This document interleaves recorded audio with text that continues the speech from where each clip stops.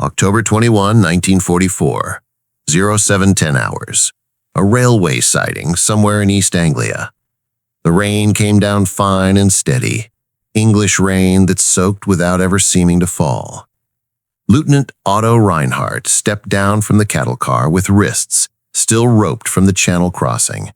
3 days of transport grime clung to his field-gray tunic. Salt had dried white on the wool. Around him, nearly 200 German prisoners shuffled into a rough column. Boys who'd learned to shave in uniform, veterans with 1,000-yard quiet, one chaplain who had never dropped his pack. They were men of the 277th Infantry Division, scraped from Normandy hedgerows and gathered like driftwood as the tide of war receded from France. The propaganda had been relentless. The British were hypocrites, smiling in public, brutal in private. Their camps? Bare stone, iron discipline, starvation rations, beatings for the smallest offense. The word used most often was prison. Reinhardt had turned that noun over in his mind during the crossing, finding in its edges something like steel. Now he faced a gate. It was not the gate he expected. No looming concrete, no watchtowers studded with machine guns. Instead, timber posts, a wire fence, a painted sign that said in clipped English, "Prisoner of War Camp 174, Geneva Convention observed." Beyond the fence lay an orderly geometry, low wooden barracks, gravel paths combed neat by some early morning hand, a tin-roofed cookhouse, breathing out a smell so ordinary it was shocking. Onion, barley, something like beef. "Eyes front," a British sergeant barked. Not a snarl, more a habit. He was trim, rain beating on the brim of his cap, the set of his shoulders speaking of drill yards and punctual trains. Behind him, Home Guard volunteers and regular soldiers stood in quiet lines. No jeering, no swagger, just men at work. Reinhardt held himself tall because that was what a lieutenant did when his men were watching. He counted faces out of reflex. Capel, the clerk, jaw clenched. Rudy Albrecht, 19, blinking too fast. Fisher, whose arm had been bandaged by a British medic on the docks, the bandage white as surrender. A sliding gate rolled open with the uncomplicated sound of oiled wood. The column moved. At the guard table, names were taken with the care of a bookkeeper, not the relish of a victor. A corporal wrote in a ledger with a fountain pen, speaking each name aloud, his vowels round and unhurried. Reinhard, Otto, rank. He wrote lieutenant without asking how to spell it. Property was inventoried, pocket knives, photographs, a rosary, a harmonica, 3 chess pawns and a sock. Items were placed into cloth sacks stamped POW, the seams stitched strong. Nothing was tossed, nothing was broken.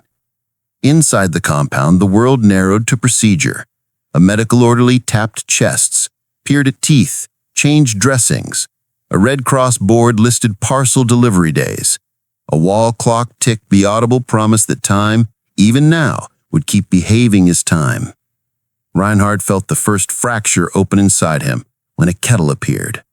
Tea was poured as if it were a regulation rather than a kindness. Metal mugs, milk already in, sugar measured by habit. A British private, couldn't have been older than Rudy, held the kettle with 2 hands and moved down the line. Pour, nod, pour. The steam rose like small, ordinary mercy. Rudy stared into his mug as if it might reveal the trick. "Herr Lieutenant," he whispered, "what is this place?" Reinhardt's answer died on his tongue. Prison did not fit what he saw. Camp did not quite fit either. The word that presented itself unwanted and undeniable was barracks.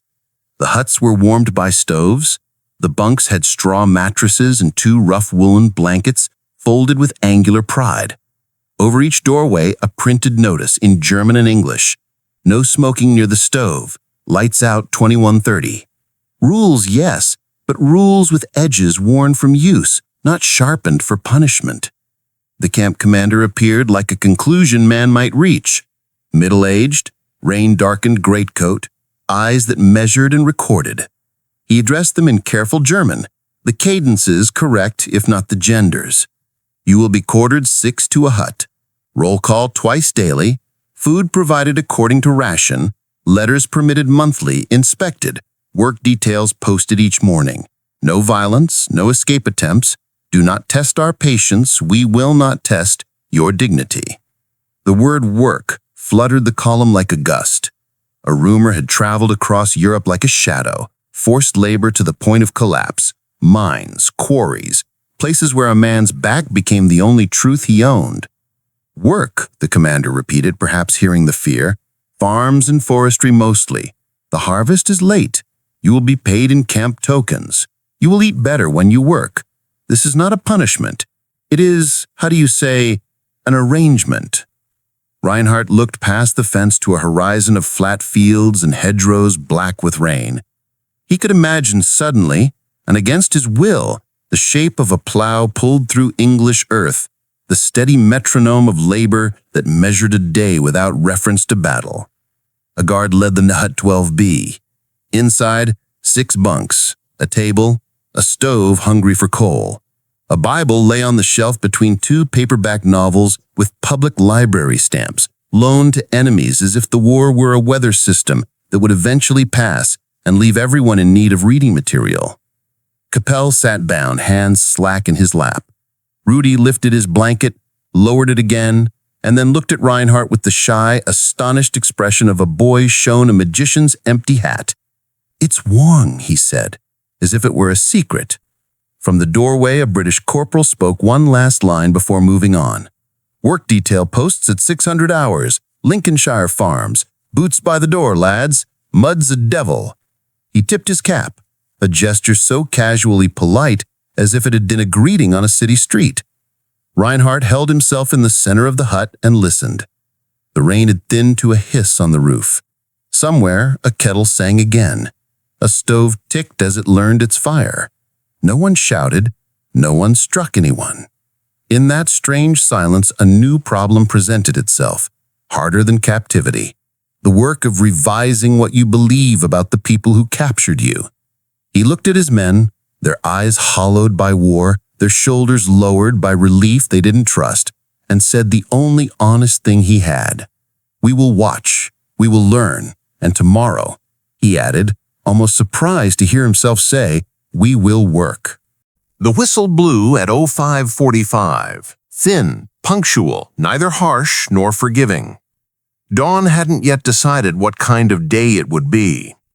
The hut's stove held a stubborn glow, and the air smelled faintly of damp wool and coal. Rudy sat up as though yanked. Capel swung his feet to the floor and tucked his ledger under the pillow by habit.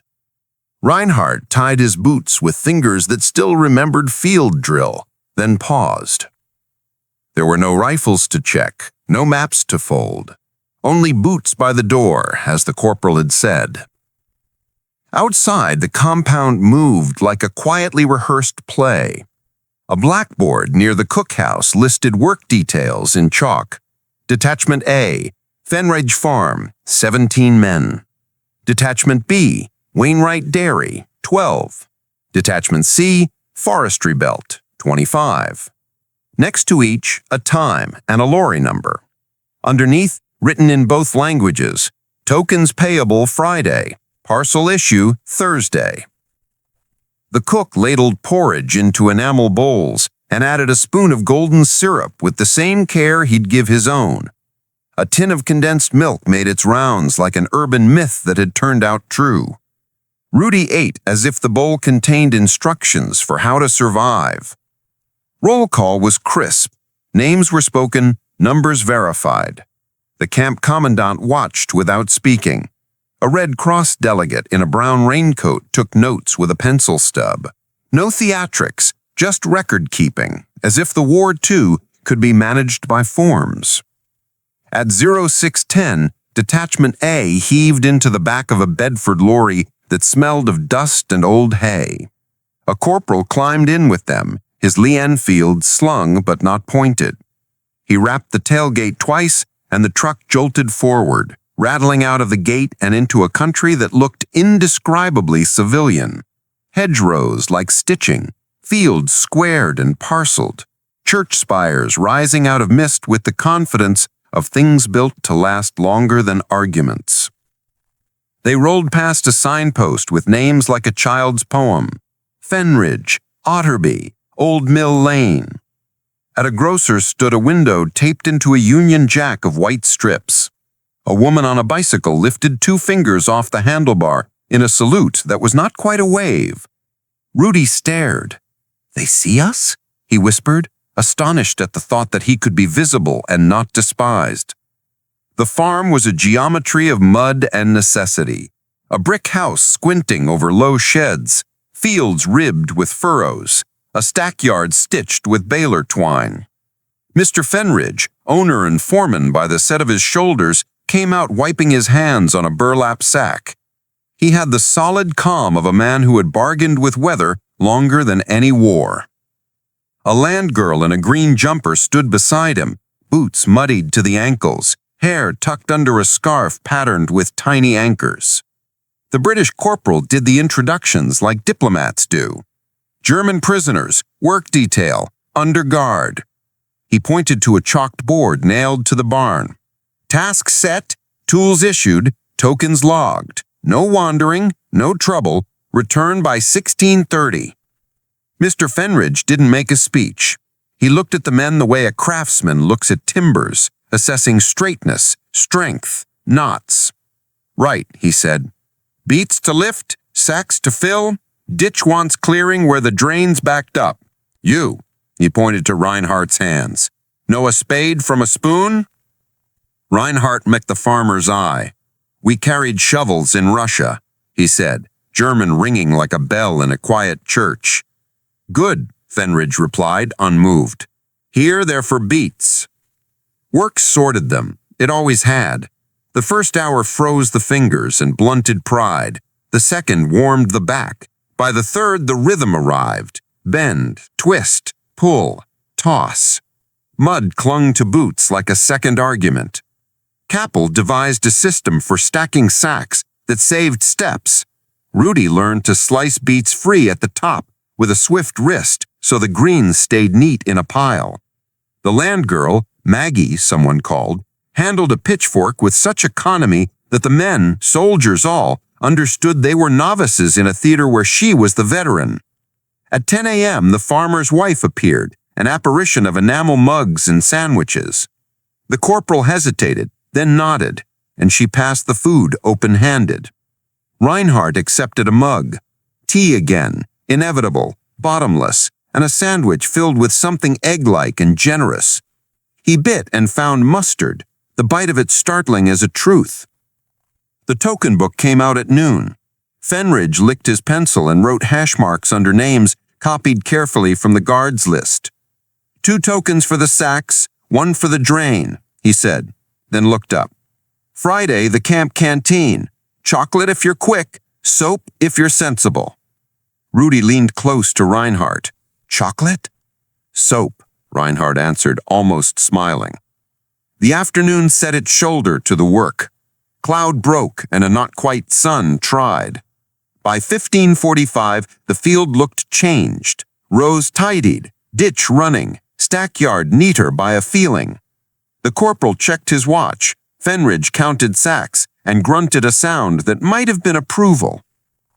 As they climbed into the lorry, the land girl called to Maggie. No, she was Maggie, and tossed a word like a coin. Ta!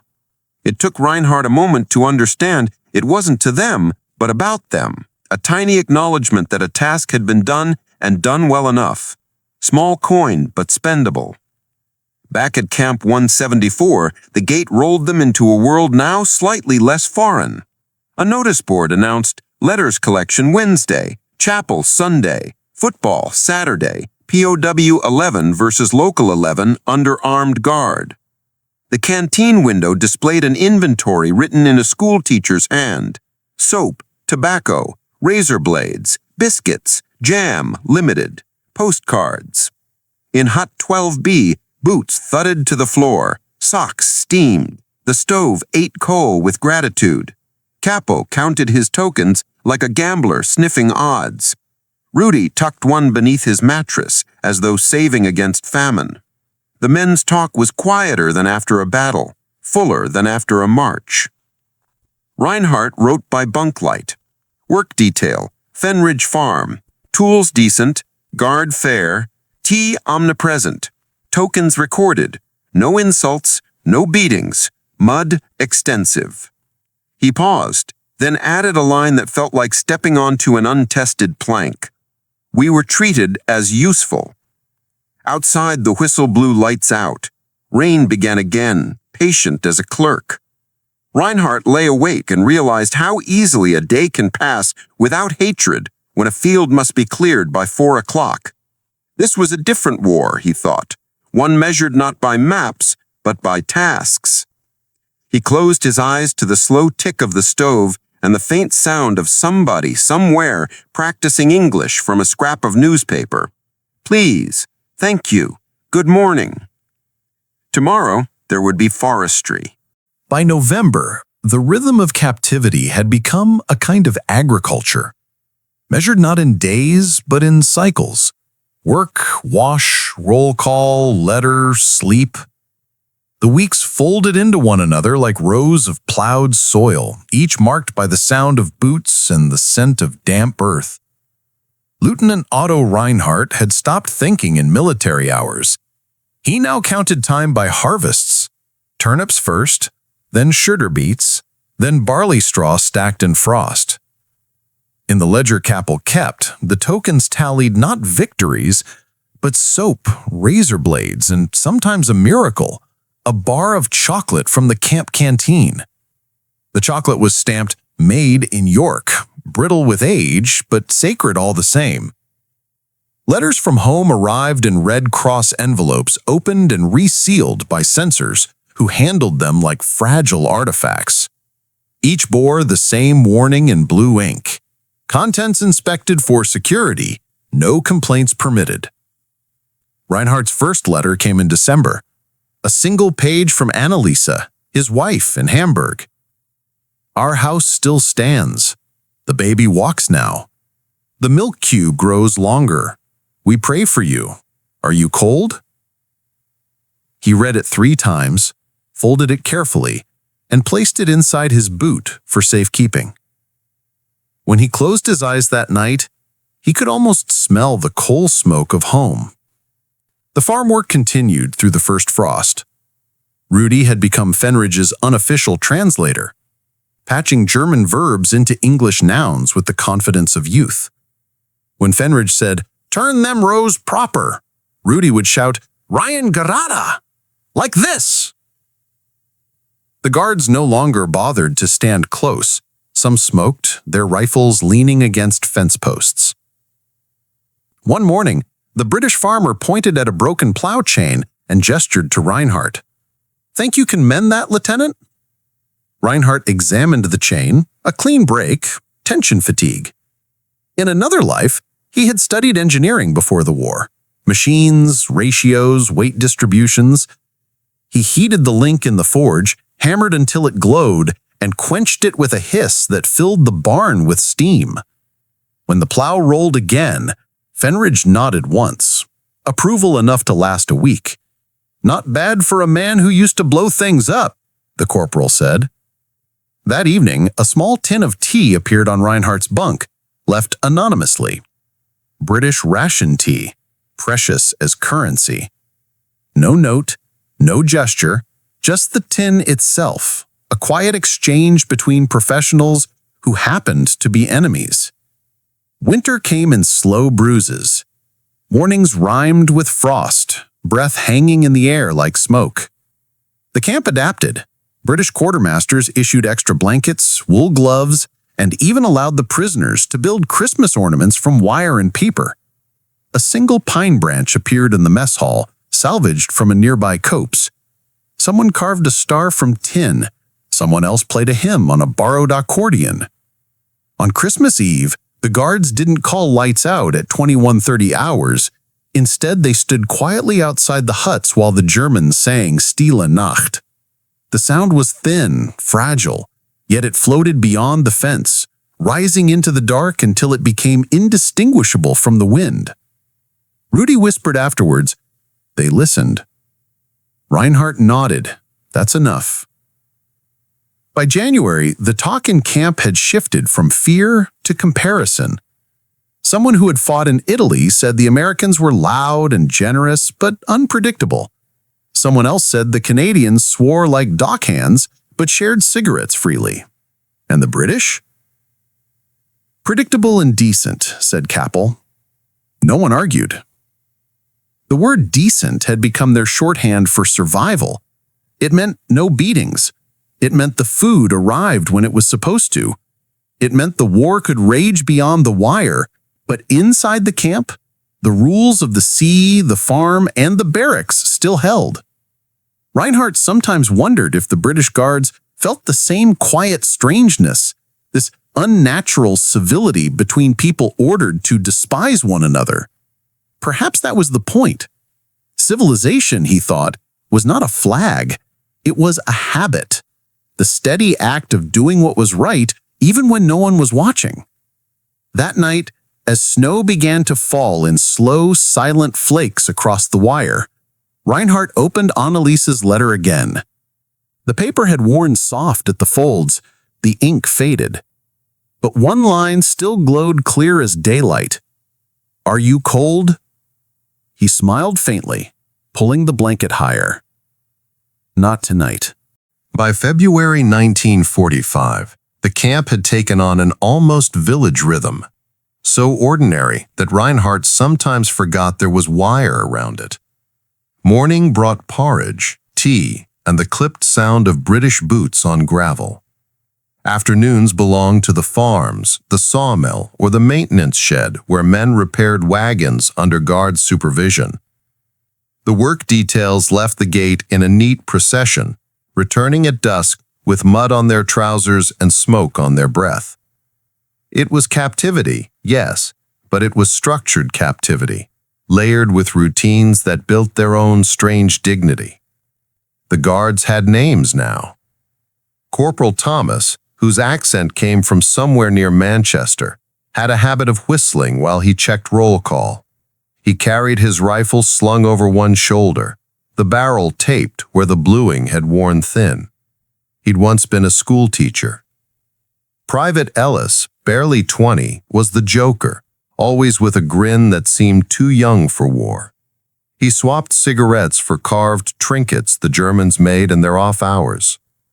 Reinhardt's men had learned that Ellis's humor wasn't mockery, but curiosity.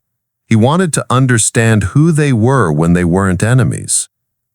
Even Sergeant Wilkes, whose scowl could have curdled milk, had begun to nod when they passed him at the gate. Respect had become a form of truce. Inside the huts, life found unexpected corners. Capel ran a camp post from his bunk, trading writing paper and pencil stubs for tokens. Rudy practiced his English using the Sunday newspapers that guards left behind. He'd underline phrases like "bread ration to be cut" and "offensive resumes on Rhine," reading them aloud with earnest care. One evening, a guard heard the rhythmic thump of boots and burst out laughing. The Germans were drilling, not as soldiers, but as footballers. A ball made from rags and string flew through the air, colliding with the fence before bouncing back into play. "Saturday match, 2 o'clock, Ellis shouted, writing it on the blackboard. Camp 11 versus Home Guard 11. Admission, 2 cigarettes or 1 joke. The match drew the entire camp. Guards and prisoners lined opposite sides of the pitch, marked with chalk and rope. Rain began, as it always did in England, halfway through the first half. Mud made everyone equal. Rudy scored twice. A British private shouted, "Offside, Fritz!" and the German shouted back, "Ref blind as Churchill!" Even the sergeant laughed. The final score didn't matter. When the whistle blew, men from both sides, soldiers, farmers, captives and captors, stood under the same gray rain, panting, laughing, shaking hands as if the world outside the fence didn't exist. That night, the hut smelled of wet wool and human satisfaction. Reinhardt wrote in his notebook by the dim stove light, "The English do not see themselves as merciful. They see this, all of this, as normal. It confuses me." He paused, tapping the pencil. Perhaps mercy disguised as normal is the only kind that lasts. The next morning, a Red Cross truck arrived with crates labeled Geneva Humanitarian Supplies. Inside were tins of meat, coffee, and medical dressings, all logged, stamped, and distributed without flourish. When Reinhardt signed for his camp's portion, the British clerk reminded him gently, "Each tin accounted for. We'll inspect your stove for safety again next week." It was bureaucracy elevated to ethics. No hatred, no pity, just precision. That was how the British kept their decency alive, Reinhardt realized, not through grand gestures, but through rules that refused to bend even for enemies. In March, rumors of the war's end began trickling through in guarded whispers. A captured newspaper headline, "Russians at the Oder." Another, "RAF pounds Berlin." Hope and fear mixed uneasily. Some men dreamed of going home, others feared what home might have become. Reinhardt didn't speak much during those evenings. He simply watched the guards at their posts, tired, polite, steady, and thought about the invisible line they'd all agreed not to cross. Outside, spring mud clung to boots, birds returned to the hedgerows, and the barbed wire glinted with dew instead of menace. Whatever the world would become after the war, these months of quiet discipline and small mercies would be the proof that civilization had not drowned completely. By April 1945, the war outside the wire was ending faster than any of them could believe. Yet inside Camp 174, life continued with the same quiet regularity, the same whistle at dawn, the same porridge, the same boots by the door.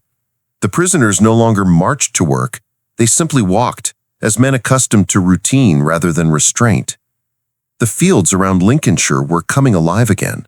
Frost retreated, and the smell of wet soil replaced the metallic tang of winter. Reinhardt's work detail had been reassigned to Wainwright's Dairy, a low stone farm half an hour's lorry ride from camp. The British farmers spoke to them now, not with suspicion, but with weary acceptance, as if war itself had become just another chore that needed finishing. "Morning, Fritz," called one of the milk hands as they arrived, voice half joking, half genuine. "Morning, Tom," replied Rudy, proud of his accent. They worked together in practiced silence, hauling milk churns, sweeping the stalls, spreading straw. Reinhardt had come to admire the way English labor avoided both haste and waste, everything done properly, nothing done twice. When the farmer's wife brought bread and cheese at midday, she placed them on the same table for everyone. The guards didn't separate them anymore. The line between captor and captive had softened, if not disappeared. That week, a message came from the Red Cross liaison officer. The Germans would soon be informed of Germany's surrender, but not yet officially. The war was still moving on paper. Signatures mattered more than reality. Rumors spread like sparks. Some said Hitler was dead. Others said the Allies had divided Berlin.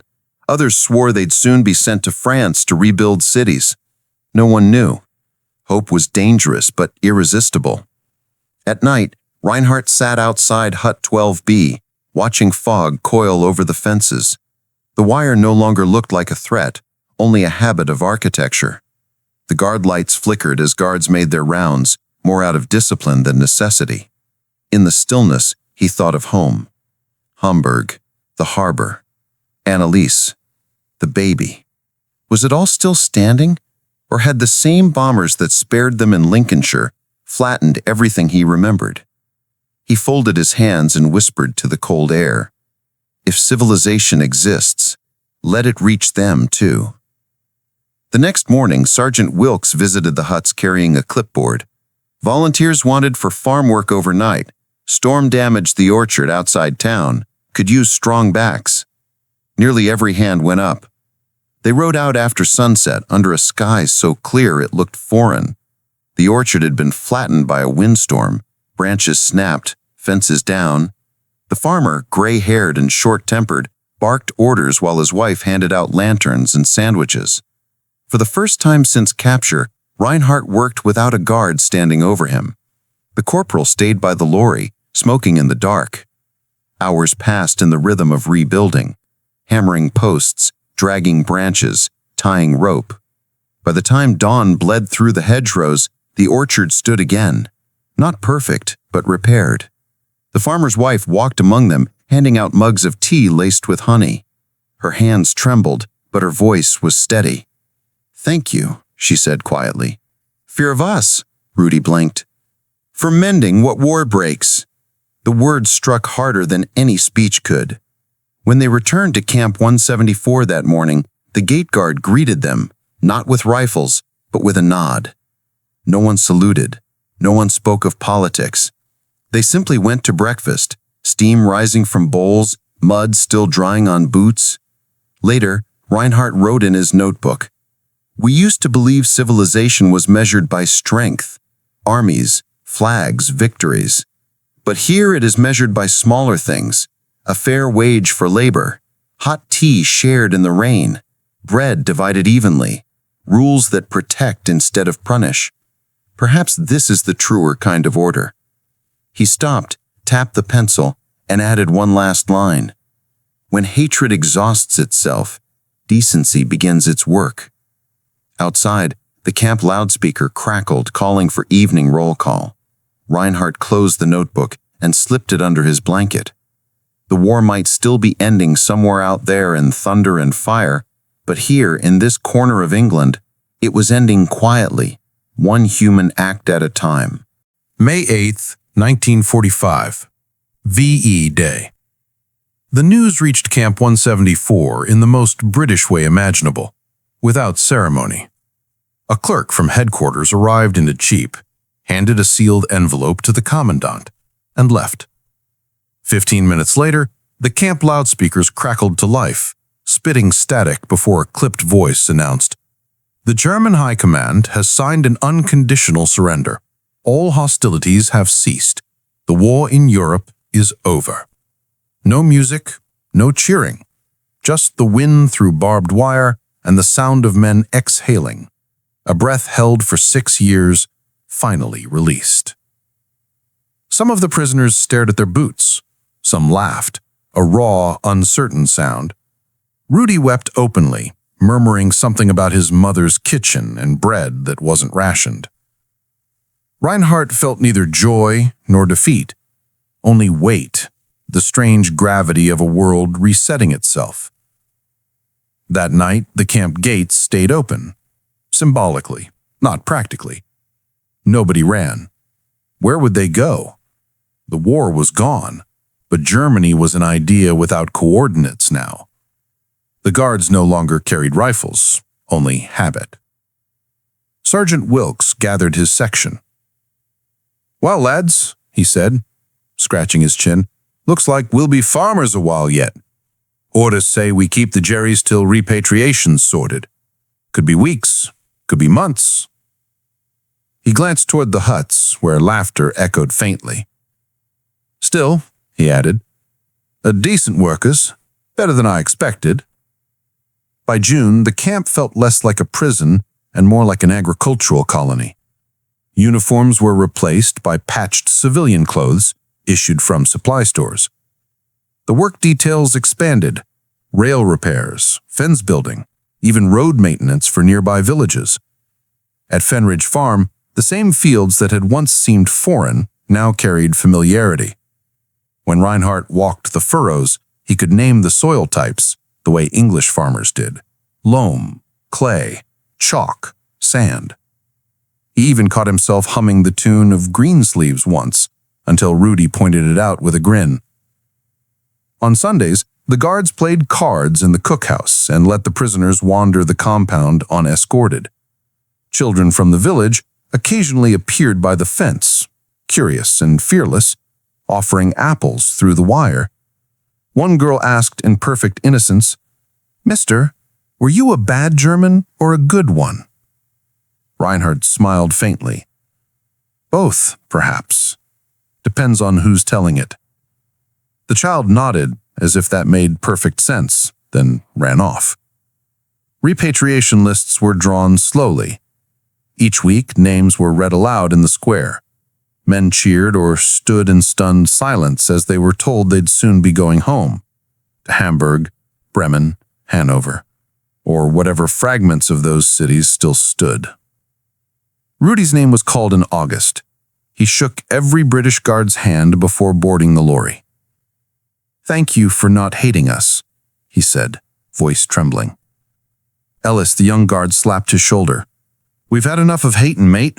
Time to plant something better." Reinhardt's name came last, almost as an afterthought. His release papers were typed, stamped, and signed in triplicate. Destination Germany, Zone TBD, Conduct Exemplary. The commandant met him at the gate. "You did well here, Lieutenant. You kept your men steady." I hesitated. It was your country's steadiness that made it possible. The officer nodded. "Steadiness," he said softly, "was all that kept any of us human."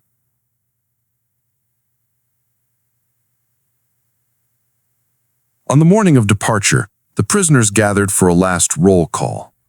No rifles, no orders, just the whistle, out of tradition. The lorries idled, their engines coughing gray smoke.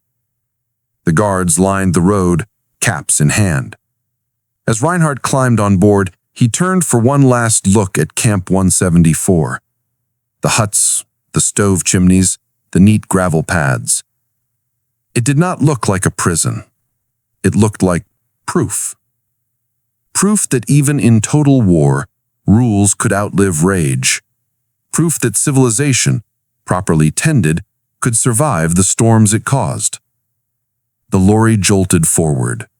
Behind him, the English countryside slid away, green, soaked, unremarkable, eternal. Reinhardt closed his eyes and thought, if decency can endure in a place built for enemies, perhaps there's hope for whatever comes next. When they reached the docks at Hull, British sailors supervised the boarding with the same calm efficiency as before. One petty officer recognized him. "Lieutenant, you still owe me that chocolate token," he said, smiling. Reinhardt laughed, the first genuine laugh he had allowed himself in years. He reached into his pocket, found a scrap of camp currency, and pressed it into the sailor's hand. "Keep it," he said. "A reminder of when the war forgot to be cruel." The sailor saluted with 2 fingers, "Safe voyage, Fritz." As the ship pulled away from the quay, the sea stretched out before them, gray, endless, and this time, forgiving. Autumn, 1948. 3 years after the surrender. The war had become history faster than anyone had learned how to live without it. Otto Reinhardt stood on the edge of a small field outside Bremen, hands buried in the pockets of a civilian coat that still fit like a uniform. The farm had belonged to his uncle once. Now it was his. The soil was thinner than Lincolnshire's, and the fences were bent. But the rhythm was familiar. Dawn, work, tea, letters, sleep. In rebuilding, he had unconsciously reconstructed Camp 174, its order, its decency, its quiet refusal of chaos. He'd been home for 2 years. Home, though the word meant something new now. The house where Anneliese had waited was a ruin, bombed in April 1945. She had survived, barely. Their son was 5. The boy's first word had been rain, not Fata. Otto had returned to find neighbors both broken and hardened, streets half cleared, and a country ashamed of what it had believed. But amid the ruin, small mercies repeated themselves. Soup kitchens, shared tools, laughter over rebuilt radios. It reminded him of something he'd written in his notebook at Camp 174. When hatred exhausts itself, decency begins its work. He often thought about the English, not their victories, not their guns, but their order. How even at their most exhausted, they'd kept to rules that refused cruelty. How their mercy had felt impersonal, procedural, and yet profound. Once a month, Otto received a letter from Corporal Thomas, written in tidy block capitals from Manchester. Harvest good this year. Hope your soil is better than ours. Tea still dreadful. Regards, Tom. Another came from Rudy, now working on a ship in Hamburg. He'd married the farmer's daughter who used to bring them tea. His English was fluent now. His letters ended every time with the same phrase. They were never cruel to us, Otto. Never. Remember that. And he did. He remembered Maggie laughing in the rain, Sergeant Wilkes squinting at the sunrise, the sound of the football thudding off the wire, the taste of mustard on English bread. All those small human things that had somehow outweighed the machinery of hatred. In 1947, Reinhardt had been invited, astonishingly, to England as part of a veterans exchange program sponsored by the Red Cross. The same organization whose emblem had been painted on every crate in Camp 174, now arranged for former captors and prisoners to meet again, not for apologies, but for conversation. He'd walked once more through Lincolnshire's damp air, along roads he recognized by scent alone. At the edge of a field near the old camp, now converted into housing for war widows, he met Mr. Fenridge, the farmer whose plows he'd once repaired. The old man was grayer, slower, but his handshake still had the firmness of someone who measured truth in calluses. "Never thought I'd see the day," Fenridge said, handing him a cup of tea. Reinhardt smiled faintly. "Nor I, sir, but I'm glad I did." Fenridge pointed towards the horizon. "That orchard you mended still stands." They drank their tea in silence, the way working men do when words would only spoil the quiet.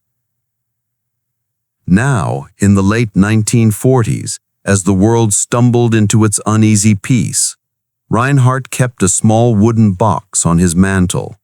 Inside were 6 objects: a camp token, worn thin, a photograph of Rudy and his English wife, a scrap of newspaper announcing Germany's surrender, a bar of soap, unused, preserved from his last issue at Camp 174, a letter from Corporal Thomas, and at the bottom, the tin of tea that someone had left on his bunk that winter, still sealed. He had never opened it. It wasn't sentimentality. It was proof that decency, once demonstrated, didn't dissolve with time. Sometimes, when the boy was asleep and Anneliese mended clothes by lamplight, Otto would walk out to the edge of his field and listen, to the wind in the grass, to the faint murmur of the river, to the silence that came after years of noise. He thought of how Britain had treated its prisoners, not as enemies, but as men to be managed according to law. And he realized that civilization had survived not through victory or ideology, but through routine mercy, the kind so ordinary it barely felt like kindness at all. He looked up at the stars, the same ones that had hung over Lincolnshire skies in 1944, and whispered a single sentence, not a prayer, not a confession, just a truth he'd earned. They showed us what it meant to be civilized, and I have spent my life trying to deserve it." The wind carried the words away, across the dark fields, towards the sea. The same sea that once divided enemies, and now bound them with memory.